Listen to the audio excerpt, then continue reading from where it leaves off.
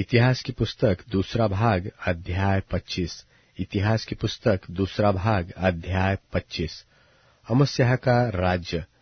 जब अमस्याह राज्य करने लगा तब वह 25 वर्ष का था और यरूशलेम में 29 वर्ष तक राज्य करता रहा।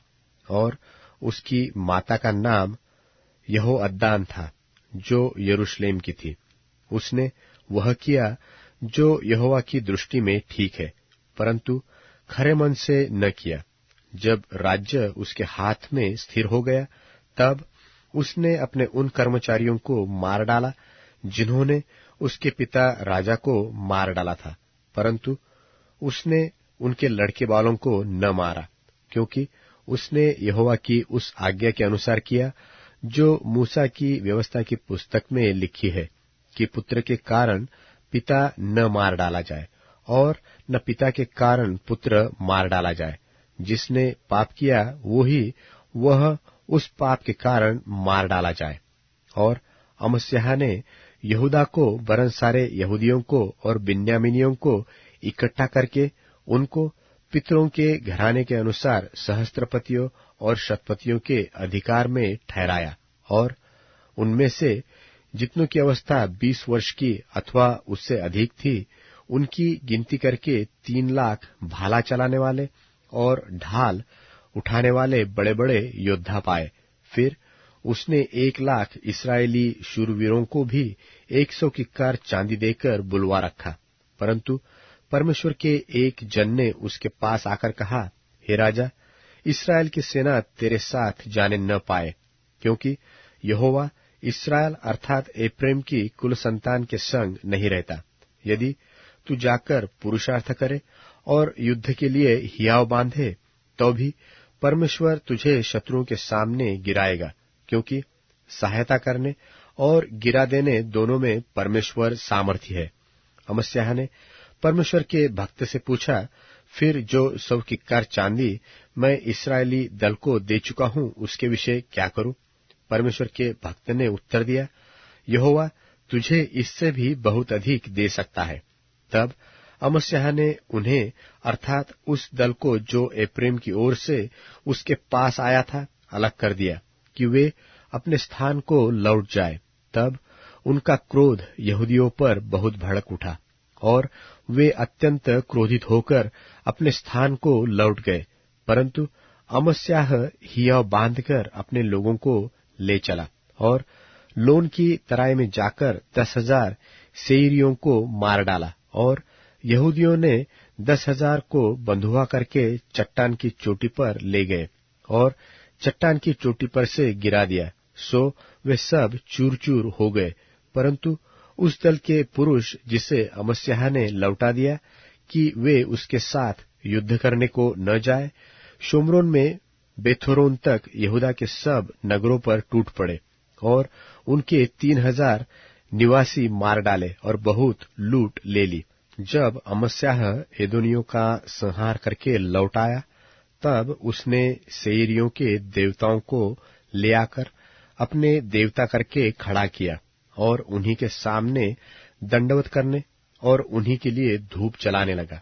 तब यहोवा का क्रोध अमस्याह पर भड़क उठा और उसने उसके पास एक नबी भेजा, जिसने उससे कहा, जो देवता अपने लोगों को तेरे हाथ से बचा न सके, उनकी खोज में तू क्यों लगा है? वह उससे कह ही रहा था कि उसने उससे पूछा, क्या हमने तुझे राजमंत्री ठहरा दिया है? चुप रह, क्या तू मार खाना चाहता है? तब वह नबी यह कहकर चुप हो गया कि मुझे मालूम है कि परमेश्वर ने तुझे नाश करने को ठाना है, क्योंकि तूने ऐसा किया है और मेरी सम्मति नहीं मानी। तब यहूदा के राजा अमस्याह ने सम्मति लेकर इस्राएल के राजा योआश के पास, जो येहू का पोता और यहोआहाज का पुत्र था, यो कहला भेजा कि आ, हम एक दूसरे का सामना करें। इस्राएल के राजा योआश ने यहूदा के राजा अमस्याह के पास यो कहला भेजा कि लबानोन पर की एक झड़बेरी ने लबानोन के एक देवदार के पास कहला भेजा कि अपनी बेटी मेरे बेटे को ब्याह दे। इतने में लबानोन का कोई वनपशु पास से चला गया और उस झड़बेरी को रौंद डाला। तू कहता है कि मैंने एदोमियों को जीत लिया है, इस कारण तू फूल उठा और बढ़ाई मारता है। अपने घर में जाकर रह, तू अपनी हानि के लिए यहाँ क्यों हाथ डालता है? इससे तू क्या वरन यहूदा भी नीचा खाएगा। परंतु अमस्याह ने न माना। यह तो परमेश्वर की ओर से हुआ कि वह उन्हें उनके शत्रु के हाथ कर दे, क्योंकि वे एदोम के देवताओं की खोज में लग गए थे। तब इस्राएल के राजा योआश ने चढ़ाई की और उसने और यहूदा के राजा अमस्याह ने यहूदा देश के बेतशेमेश में एक दूसरे का सामना किया और यहूदा इस्राएल से हार गया और हर एक अपने अपने डेरे को भागा। तब इस्राएल के राजा योआश ने यहूदा के राजा अमस्याह को, जो यहोआहाज का पोता और योआश का पुत्र था, बेतशेमेश में पकड़ा और यरूशलेम को ले गया और यरूशलेम की शहरपनाह में से एप्रैमी फाटक से कोने वाले फाटक तक 400 हाथ गिरा दिया।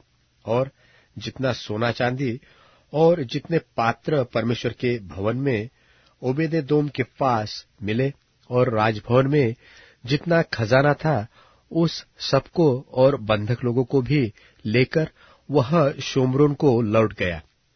यहोआहाज के पुत्र इस्राएल के राजा योआश के मरने के बाद योआश का पुत्र यहूदा का राजा अमस्याह 15 वर्ष तक जीवित रहा। आदि से अंत तक अमस्याह के और काम क्या यहूदा और इस्राएल के राजाओं के इतिहास की पुस्तक में नहीं लिखे हैं? जिस समय अमस्याह यहोवा के पीछे चलना छोड़कर फिर गया था, उस समय से यरूशलेम में उसके विरुद्ध द्रोह की गोष्ठी होने लगी और वह लाकीश को भाग गया। सो दूतों ने लाकीश तक उसका पीछा करके उसको वही मार डाला। तब वह घोड़ों पर रखकर पहुंचाया गया और उसे उसके पुरखाओं के बीच यहूदा के नगर में मिट्टी दी गई।